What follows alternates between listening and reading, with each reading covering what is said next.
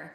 Today I want to talk to you about a new project that I'm starting. I'm searching for Canada's worst censorship bylaw. We at the Canadian Constitution Foundation are going through the bylaws in Canada of towns, cities, hamlets, villages, regions, all of these small local governments to find the worst censorship laws.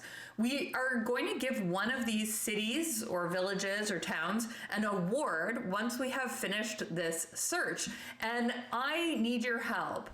If you think that your town, city, or region has the worst censorship bylaw, please send it in to me. We've created an online submission form at theccf.ca/badbylaws, and we are accepting entries until March 1st. Let me tell you why I am doing this. You know, a lot of the time we think that the greatest threats to our rights comes from the federal government. And look, no doubt the Trudeau government has been bad. The federal government has imposed many new laws that are censorious, that silence our speech and debate, but we often forget about the impact that our local governments can have. And it actually can often be even more of a direct impact on our lives. You know, I've talked about this on the channel before. I made a video called The Curse of the Local Tyrant a couple of months ago. And I also did an episode of my TV show, Canadian Justice, about that topic as well. I'll link to those videos below. But in them, I talk about some of the work that we have been doing at the CCF fighting local government censorship in recent years. For example, in Calgary, we are finally going to have our day in court, February 25th and 26th, after nearly 2 years of waiting to fight back against an unconstitutional ban on protests near libraries in that city. Calgary's poorly conceived safe and inclusive bylaw is unconstitutional. It tries to tell people in Calgary which topics they are allowed to protest about and which topics they are not allowed to protest about. And as it is currently written, it should be very obvious that it will be enforced unevenly against whatever the government decides they don't like. And look, government just doesn't get to decide what you are allowed to protest. Another example of some litigation that we're doing is in Waterloo region. Local politicians in Waterloo are infringing on expression and assembly by trying to prohibit what they call objectionable, unwelcome, or bullying speech on public property. And we announced a challenge to this anti-bullying law. I mean, what does that even mean? We announced this challenge this last October. We're still waiting for a court date.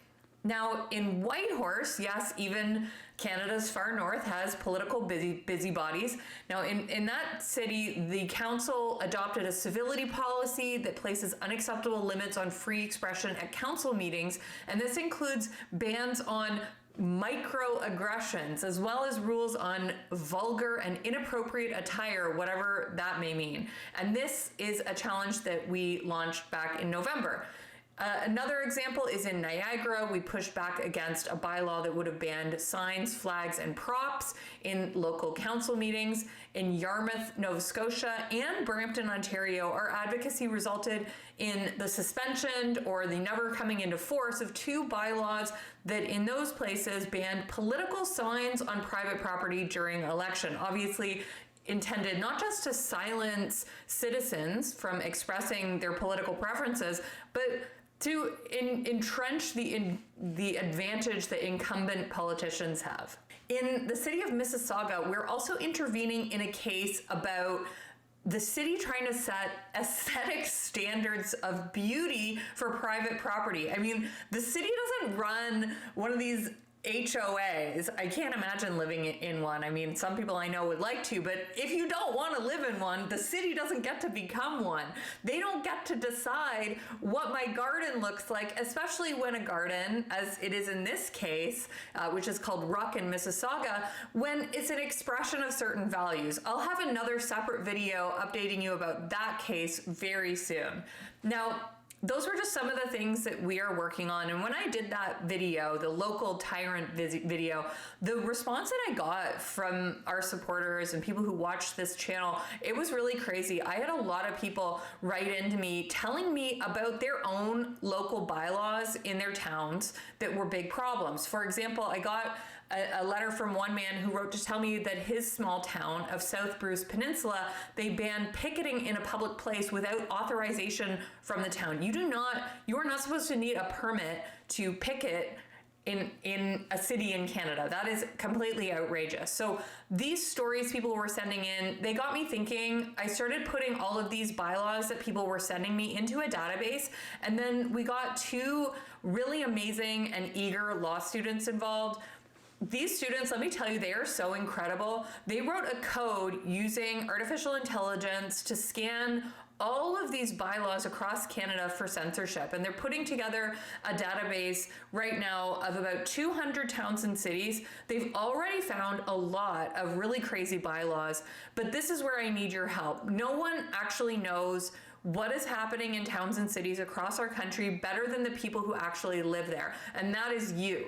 We are scanning a few hundred towns and cities, but some of these local governments don't even post their bylaws online. So I would love it if you could think about what's happening in your own town.